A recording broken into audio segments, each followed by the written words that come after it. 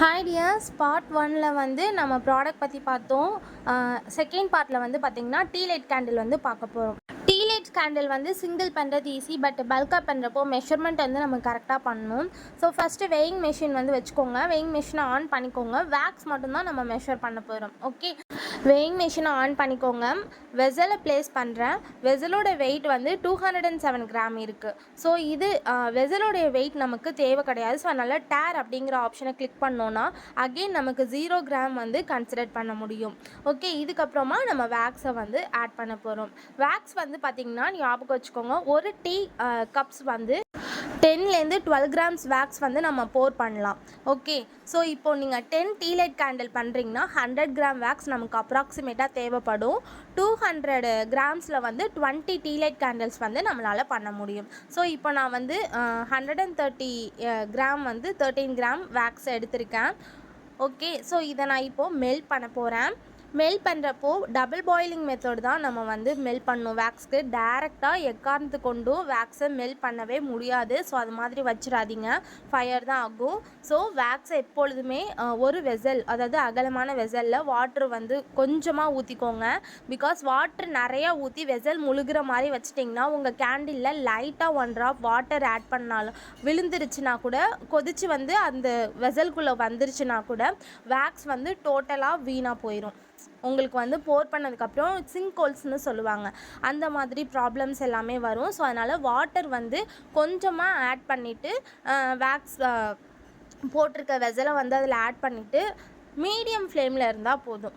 Okay, so இதுவே case ஸ்டவ்வில் கூட நீங்கள் பண்ணிக்கலாம்.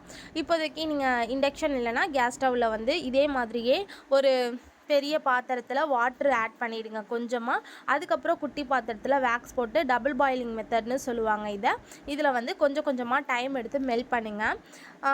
ஏன்னா வந்துட்டு எல்லாருக்கிட்டையுமே இண்டக்ஷன் இருக்குமான்னு தெரியல. ஸோ அதனால் நார்மலாக வந்து கேஸில் வைக்கிறதுனால டேரெக்டாக வைக்கலாமான்னு கேட்காதீங்க. டேரெக்டாக வைக்கக்கூடாது. கேஸ்லேயே இருந்தாலும் டபுள் பாயிலிங் மெத்தடில் தான் நம்ம வேக்ஸை வந்து மெல்ட் பண்ண போகிறோம்.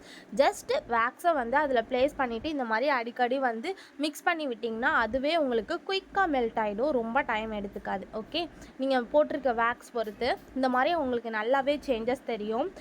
So melt ஆகிடணும்.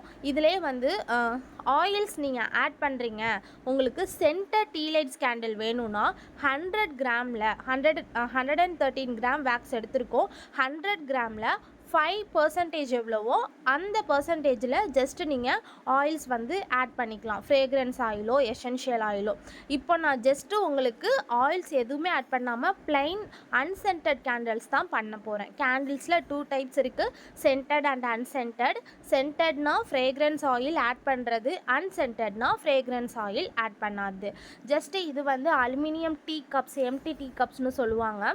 இது எல்லாத்தையும் நான் ப்ளேஸ் பண்ணிக்கிறேன். உங்களுக்கு வந்து பார்த்திங்கன்னா இப்போ நான் ஃபுல்லாக போர் பண்ணுறோம் அப்படின்னா ஒரு டீ லைட் கப்ஸ் வந்து 10 to 12 கிராம்ஸ் வந்து போர் பண்ண முடியும். பட் இப்போ நான் இதில் எம்பர்ட்ஸ்னு சொல்லுவாங்க, அதாவது டெக்கரேட்டிவ் ஐட்டம்ஸ்னு சொல்லுவாங்க. குட்டி குட்டி floral designs, mini hearts, baby foot அப்படின்னு சொல்லிட்டு மோல்டில் நம்ம போட்டு எடுத்துருக்கிறது தான். ஜஸ்ட்டு விக் எடுத்திருக்கேன். ஸோ இந்த டெக்கரேஷன் ஐட்டம் யூஸ் பண்ணுறதுனால எனக்கு 6 to 7 கிராம் நான் கொஞ்சமாக போர் பண்ணாலே போதும். டாப்பில் வந்து நான் அந்த டெக்கரேட்டிவ் ஐட்டம் வந்து நான் ஆட் பண்ணிப்பேன். ஓகே, ஸோ அதனால் நம்மளுக்கு வந்து ப்ராப்ளம் கிடையாது. இப்போ நான் அதை சொல்கிறேன். இப்போ ஜஸ்ட்டு குட்டியாக மெல்ட் ஆனதுக்கப்புறம் கொஞ்சமாக ஊற்றிக்கோங்க. ஊற்றிட்டு விக் வந்து நம்ம செட் பண்ண போகிறோம். எப்படி விக் செட் பண்ணணும் அப்படின்னா, ஜஸ்ட்டு விக்கை இந்த மாதிரி டிப் பண்ணிவிட்டு டீ லைட் கேண்டிலில் இந்த மாதிரி நீங்கள் ஃபிக்ஸ் பண்ணிங்கன்னா எல்லா விக்குமே வந்து ஸ்டிக் ஆகி ஒட்டிக்கும். அதுக்கப்புறம் போர் பண்ணதுக்கப்புறம் உங்களுக்கு ஈஸியாக வந்து மூவ் ஆகும். அப்போ நீங்கள் அட்ஜஸ்ட் பண்ணி வச்சுக்கிட்டிங்கனாலே போதும். இதுக்கு வந்து விக் ஸ்டிக்னு சொல்லுவாங்க. ஸோ அந்த ஸ்டிக் யூஸ் பண்ணியும் நம்ம வந்து பண்ணலாம். பட் அது லிட்டில் பிட் காஸ்ட்லியாக இருக்கும். உங்களுக்கு ஒரு பேப்பர் மாதிரி இருக்கும், பேப்பர் ஸ்டிக் மாதிரி இருக்கும். ஸோ அது வந்து நீங்கள் பண்ணுறதுனாலும் பண்ணலாம், இல்லை இந்த மாதிரி இந்த டெக்னிக்கே யூஸ் பண்ணிக்கலாம். எனக்குலாம் இந்த டெக்னிக் ஒர்க் அவுட் ஆகும். நான் டெம்பரேச்சர் செக் பண்ணணுன்னு சொன்னேன் இல்லையா, போர் பண்ணுறதுக்கு முன்னாடி. இதுதான் இம்பார்ட்டண்டான ஒரு பாயிண்ட்டு. நீங்கள் அந்த தெர்மோமீட்டரை வந்து ப்ளேஸ் பண்ணுறீங்க அப்படின்னா இது ஃபாரன்ஹீட்டில் இருக்குது, நம்ம செல்சியஸில் வந்து சேஞ்ச் பண்ணணும். ஸோ இந்த மாதிரி சீல வந்து இது பண்ணிங்கன்னா செல்சியஸில் மாறிடும். ஸோ இது வந்து கரெக்டாக உங்களுக்கு டெம்பரேச்சர் இப்படி வச்சோன்னே டெம்பரேச்சர் காட்டாது, கொஞ்சம் கொஞ்சமாக வந்து இன்க்ரீஸ் ஆகிக்கிட்டே இருக்கும். ஸோ ஒரு கட்டத்துக்கு மேலே அது ஸ்டாப் ஆகிடும். இந்த டெம்பரேச்சர் வந்து எதுலேருந்து எது வரைக்கும் இருக்கலாம்னு பார்த்தீங்கன்னா 50 டிகிரி செல்சியஸ்லேருந்து 70 டிகிரி செல்சியஸ் வரை இருக்கலாம். நார்மலாக எல்லோரும் சொல்கிறது 40 to 80 வந்து சொல்லுவாங்க. 40ல் வந்து பார்த்தீங்கன்னா நல்ல ஞாபகம் வச்சுக்கோங்க, 40ல் நீங்கள் போர் பண்ணுறப்போ குயிக்காக நீங்கள் ஊற்றிடணும் கேண்டில் பேஸில், இல்லைனா உடனே அது வந்து ட்ரை ஆகிடும், சாண்டிலோட ஃபார்முக்கு வந்து கட்டி கட்டியாக ஆகிடும். இதுவே ரொம்ப 80ல் நீங்கள் போர் பண்ணுறீங்க அப்படின்னா சம்டைம்ஸ் வந்து மிஸ்டேக்ஸ் ஆக சான்ஸ் இருக்குது. ரொம்ப ஹீட்டாக இருக்கிறப்போ கிராக்கர்ஸ் மாதிரி சிங்க் ஹோல்ஸ் மாதிரி வர சான்ஸ் இருக்குது. கரெக்டான நான் அனலைஸ் பண்ண வரையும் 50 டிகிரி செல்சியஸ்லேருந்து 70 டிகிரி செல்சியஸ்குள்ளே நீங்கள் போர் பண்ணுறப்போ உங்களுக்கு அது கரெக்டாக இருக்கும், உங்களுடைய டெம்பரேச்சர் பொறுத்து இருக்குது. ஓகே, 50லேருந்து 70 டிகிரி செல்சியஸ். இந்த தெர்மோமீட்டர்லனா ஏதாச்சும் ஒரு சொல்யூஷன் இருக்கானா? கண்டிப்பாக இருக்குது. ஸோ பிஸ்னஸ் லெவலில் பண்ணுறப்போ தெர்மோமீட்டர் வாங்கிக்கோங்க. பட் இப்போதைக்கு நீங்கள் ஒன்ஸ் வேக்ஸை வந்து மெல்ட் பண்ணிடுவீங்க.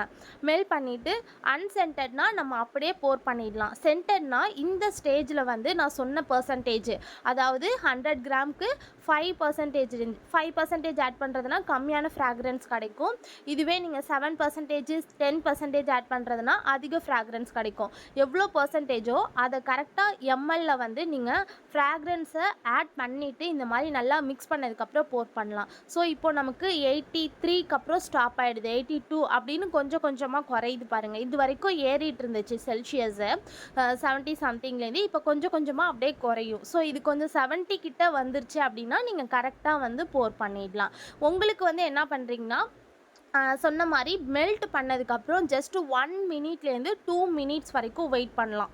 ஓகே, 1 மினிட்ஸ்லேருந்து 2 மினிட்ஸ், அதாவது நீங்கள் எடுக்கிற வேக்ஸ் பொறுத்த வரையும் 1 மினிட் வரை எதுவுமே ஆகாது.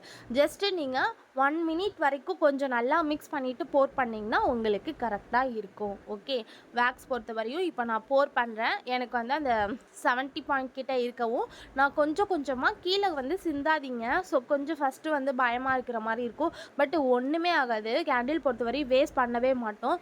ஸோ இந்த போரிங் டெம்பரேச்சர் மட்டும் பார்த்து போர் பண்ணிங்கன்னா உங்களுக்கு ஃபினிஷிங் வந்து கரெக்டாக வரும். ஸோ இந்த மாதிரி கொஞ்சம் கொஞ்சமாக போர் பண்ணிக்கோங்க. நான் வந்து அந்த எம்பர்ட்ஸ் அப்படின்றதுனால அந்த டெக்கரேட்டிவ் ஐட்டம் வைக்கிறேன். டெக்கரேட்டிவ் ஐட்டம்ஸ்னால் அந்த குட்டி குட்டி ஹார்ட்ஸ் இருக்குல்ல, அது எம்பர்ட்ஸ்னு சொல்லலாம், இல்லை டெக்கரேட்டிவ் ஐட்டம்ஸ்னு சொல்லலாம். கேண்டில் டெக்கரேட் பண்ணுறதுக்கான வேக்ஸ் அப்படின்னு சொல்லலாம். ஸோ அது எல்லாத்தையுமே வந்து வைக்கிறதுனால கொஞ்சம் மட்டும் நான் எல்லா கேண்டில்ஸ்லையும் போர் பண்ணிக்கிறேன். ஒரு 3/4 ஸ்பேஸ் மட்டும் நான் போர் பண்ணிவிட்டு விக்ஸ் வந்து கொஞ்சம் கொஞ்சம் ப்ளேஸ் வந்து மாறும். ஸோ அது சென்டராக இருக்கிற மாதிரி பார்த்து நீங்கள் ப்ளேஸ் பண்ணிக்கோங்க, அது உங்களுக்கு ஈஸியாக இருக்கும். ஸோ இது எல்லாமே வந்து பார்த்திங்கன்னா மோல்டுலேருந்து போட்டு எடுத்தது தான். இது நான் அப்கமிங் நெக்ஸ்ட் பார்ட்டில் வந்து உங்களுக்கு நான் சொல்லுவேன், சின்ன சின்ன மோல்டை எப்படி நம்ம போடுறதுன்னு சொல்லிட்டு. ஸோ இது எல்லாமே நான் சின்ன சின்ன எக்ஸ்ட்ரா நம்ம ஒரு பேபி கேண்டில் பண்ணோன்னா கொஞ்சம் வேக்ஸ் வந்து எக்ஸ்ட்ரா இருக்கும், அதை வந்து குட்டி ஃப்ளோரல் மோல்டில் வந்து நான் போட்டு வச்சுப்பேன். அப்போ இந்த மாதிரி குட்டி குட்டியாக போட்டு வச்சுருக்கிறது எனக்கு கொஞ்சம் நிறையாவே இருக்கும். ஸோ எல்லாத்தையும் தனியாக பாக்ஸ் பண்ணி சேவ் பண்ணி வச்சுக்கிறேன். எக்ஸஸ் எப்பொழுதுமே கேண்டிலில் எக்ஸஸ் ஆகாது.